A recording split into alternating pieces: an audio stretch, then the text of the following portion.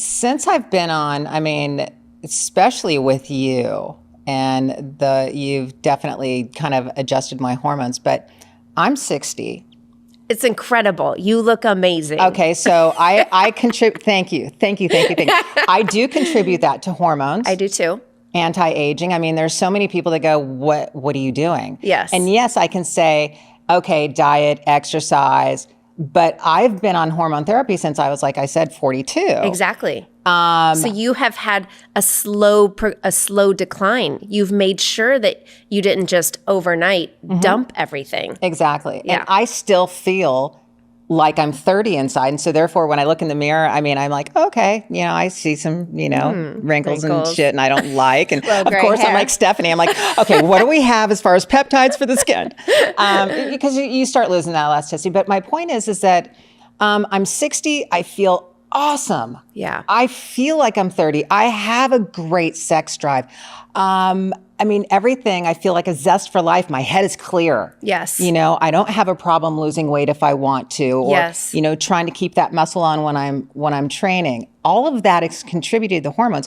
And so many people don't know that. Yes, it's frustrating. Yeah. And so by the time they come in to see me, they're already gaining weight. They have brain fog. They can't think clearly. And honestly, a lot of these women are in these high-powered position roles. And so they're competing against their male counterpart or the younger folk. Yeah. And so they're like, how do I keep up? I know I can do this job. It's just my brain isn't keeping up with it. Yeah. That's called hormones.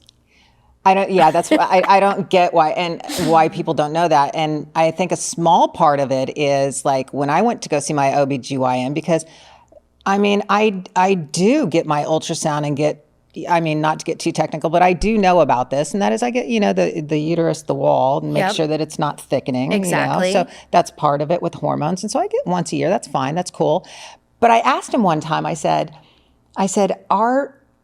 me taking hormones, I go, is this dangerous? Because I keep hearing it in the back of my head or something. He goes, no, as long as your hormones are balanced, you're good to go. Yes. And I'm like, okay, then why don't more people know about this? He goes, because to be honest with you, the government would rather see you guys on antidepressants. Correct. What? Going back to pharmaceutical companies. Yeah. Exactly. Wow. And really, like he just said, it's all about a balancing act, right? Okay. So the one thing I'll explain to my ladies and my men, when they come to see me through the menopause era, I don't want to get you back into menstruation. Like that's not the goal. No. I don't want to bring your hormones back to, in your 20s and 30s. Right.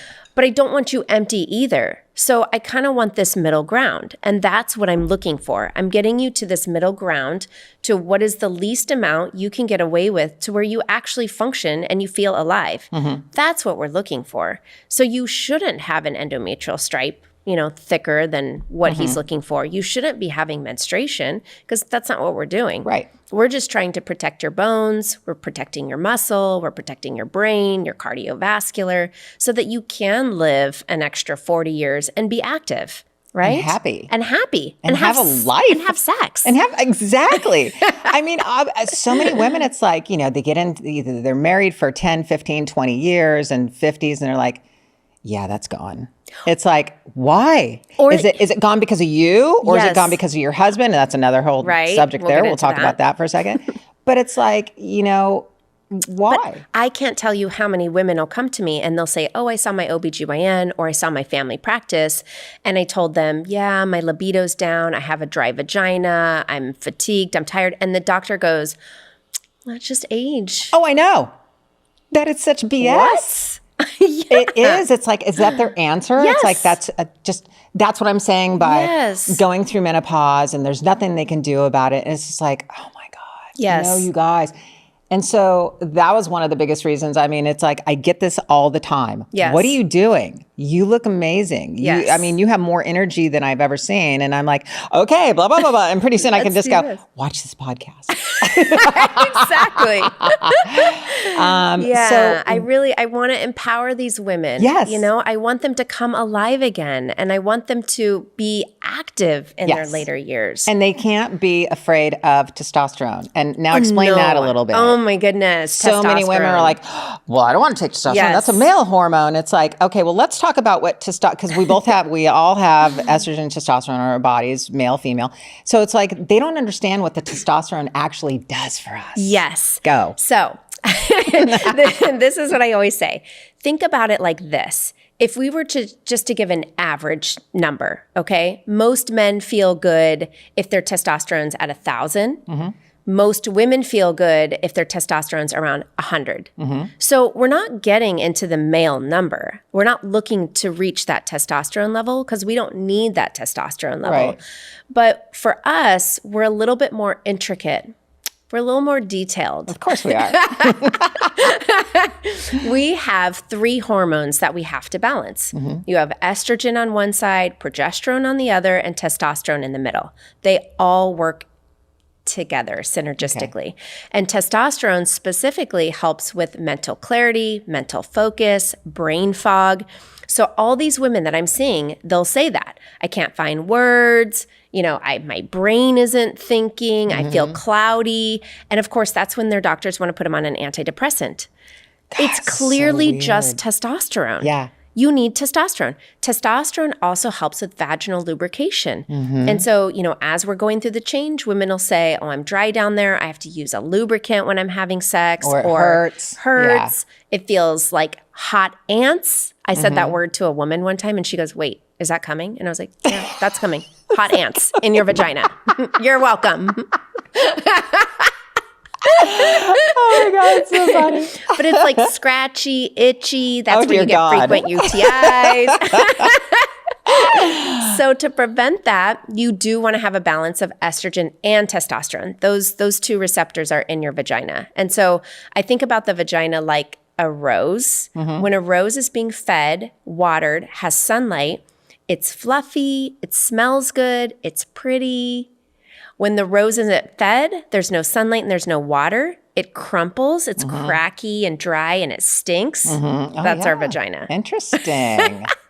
Interesting. But testosterone's also needed for that weight gain. So, a lot of women, as they're going through the change, they get that tire, their fat tire. Oh, yeah. And, you got to remember that not only is that estrogen related, but it's testosterone related too, because testosterone is what keeps that muscle on your skeletal system.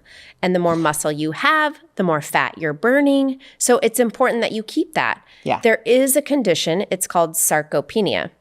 Sarcopenia is where we start to lose muscle mass. Mm-hmm. It's the part of normal aging. It just is what it is. Right. So if you think about it, you have your skeletal system, and your skeleton, bone, needs testosterone to stay strong. Right. But then you need muscle to surround the bone in order to protect the bone, which requires testosterone. Mm-hmm. So if you just lost testosterone, you lose the muscle, you lose the bone.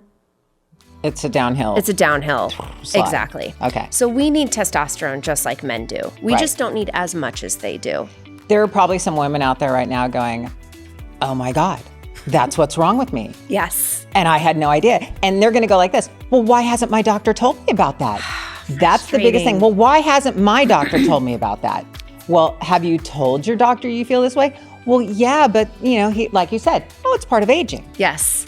So you just have to find someone that will work with you. Mm-hmm. Now that you have the tools and the knowledge, you just got to do a little bit of research and you got to find someone. They're out there. The doctors are out there that know about this. They're out there. You just have to find them.